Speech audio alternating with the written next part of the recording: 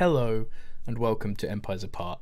As I just remember to turn my music off before I start commentating, we have a game here today between Adne, who will be up here in the top left, playing in the blue as the Byzantines, and RabbitTortoise, who will be down in the bottom right as the Mongols in red.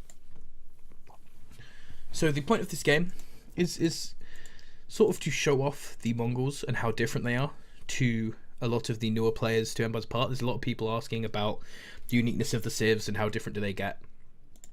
And the Mongols are one of the newest and probably the most unique civ. I think no one would argue that they are the most unique civ. So to go with their history as a nomadic travelling people, all of their buildings are tents, which means that they are not created by villagers in the same way that most civilizations are. They have these settlers, and as you can see, like the drones of Zerg in StarCraft 2, they transform into buildings, but unlike Zerg, they can dismantle their tents, move them somewhere else, and set them up again. There's many different smaller changes that are linked to this. For example, their buildings are a lot weaker than most buildings in the game. They have less health and I believe less armor as well. Their villages have a ton of different stats changes, like slightly faster harvesting and slightly faster creation, to make up for the fact that you spend a lot of time making the settlers instead. And also, because they do not have farms, because nomadic people wouldn't have farms, they gather food from the trees, which is, I believe, meant to like represent gathering berries or whatever from the forest. Oh, that's really sad there. That's really sad there from RabbitTortoise, getting his sheep stolen a bit by Adne. That's just annoying. That's got a few of his villagers off harvesting. He has got them back now. But now Adne is just going to go through and kill a couple sheep. Make sure they're dead nice and far away from the building. And the Mongol scout is not there, so he's just going to kill every single sheep. These ones aren't too bad because, I mean, they're right next to the building anyway. But this is still a little bit annoying from Adne. So a couple more differences because they don't have farms or houses. All of their buildings give population. And obviously the idea is that, once this gold mine's mined out, you'll dismantle this storage and move along. So eventually your sort of whole civilization will be slowly moving across the map rather than the more static bases of a lot of the other civilizations, which will, have static defenses and such. And also, as they were heavily known for their mounted army, all of the army from the Mongols is mounted. And we see on the other side, Adne has actually gone for a very fast stable to get some early harassing cavalry out. And you see there as the free storages slightly over dramatically dismantle themselves. He's going to put up his own archery range, which is actually a new addition to the Mongols. Originally they didn't have this, which can create his mounted cavalry archers, which are the main force of his army. Another interesting point there is we did see this villager having a little go at this light cavalry. The villagers of the Mongols actually have +2 damage compared to most villagers. This is to give them a bit more early game strength, seeing as they lack the towers that most other civilizations have. And here we go, seeing the light cavalry archers coming out, being able to fight this off. And obviously Adne playing a newer style of Byzantines, getting the early aggressive force out himself. Obviously, getting cavalry archers so early, most factions have to wait until military 2 to get cavalry archers. Getting these cavalry archers out so soon means that you can really put on some undeniably powerful aggression. You can get around here, you can be out of range of TC fire, out of range of most tower fire, and kill a lot of villagers here and there. Which is what has started people doing this sort of Adne-like thing. Obviously, early on, people just play French, put up a ton of towers, and just be like, you can't come here. You have these annoying cavalry army archers, I don't care, you can't come here.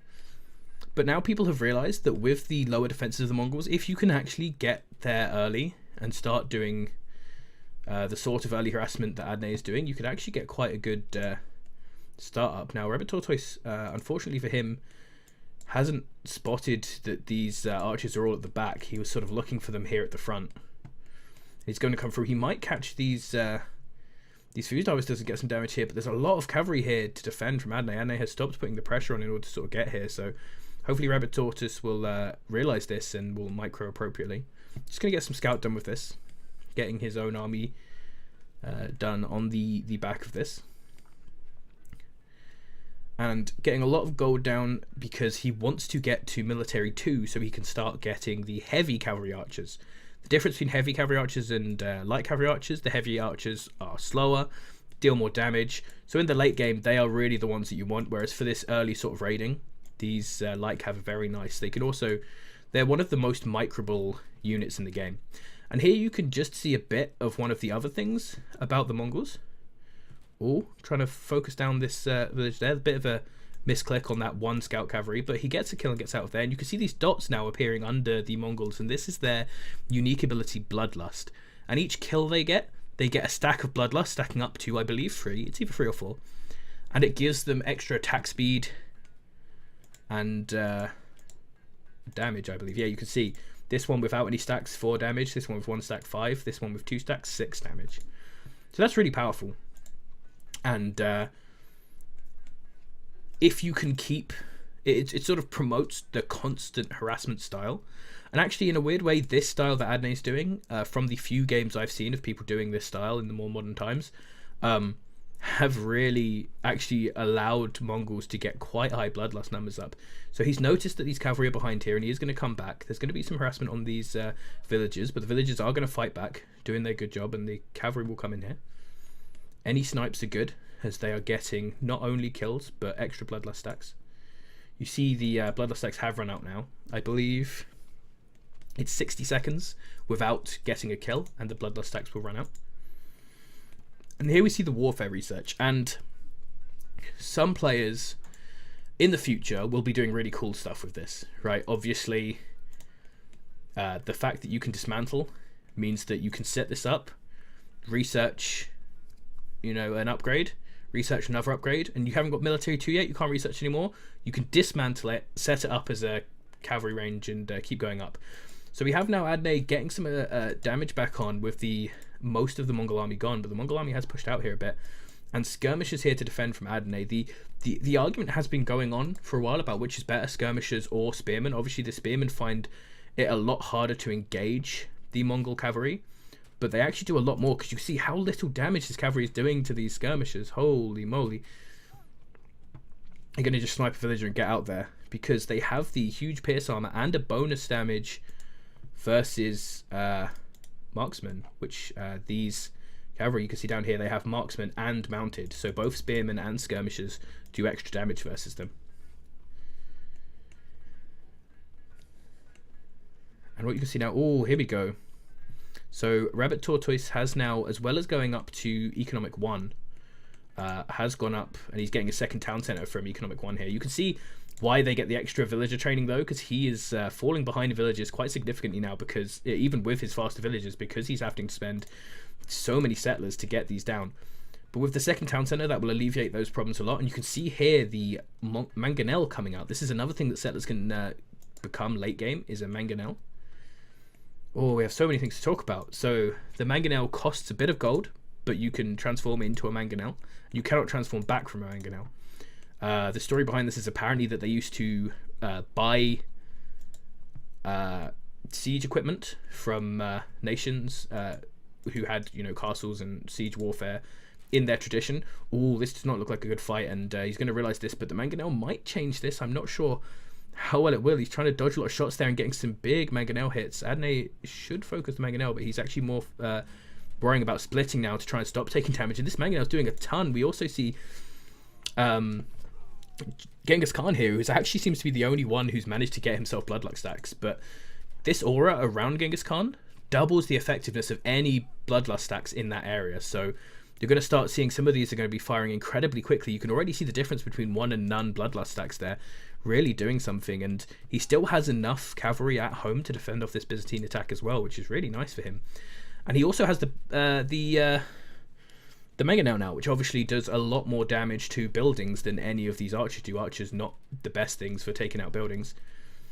So this puts Adne into a sort of awkward position where he really wants to kill the cavalry because that's what his units are good at. But, oh, the Mangonel, slightly bad micro there, but RabbitTortoise is getting on top of it. He wants to hit the villages, it looks like. He feels like Genghis Khan is going to be good enough on his own. So there's just solo Genghis here. But look how fast he's shooting, man. He's a crazy fast shooter. And a ton of work is going down over here. This is really, more importantly than them having the faster worker production, this is what really gets Mongols ahead in terms of workers. It's just the amount of harassment damage they can do so quickly. Once they get up a decent amount of Bloodlust stacks, it's very hard to stop them. You can see that this is going very badly for them. Oh, the Mangonel as well is really keeping Genghis alive. Without this Mangonel, Genghis would just have to leave, but... So you can see the rest of the Mongol horde charging across the steppe now. We've got a couple of these heavy cavalry in there as well as the heavy archers, which you can see from their different coloured horses and such.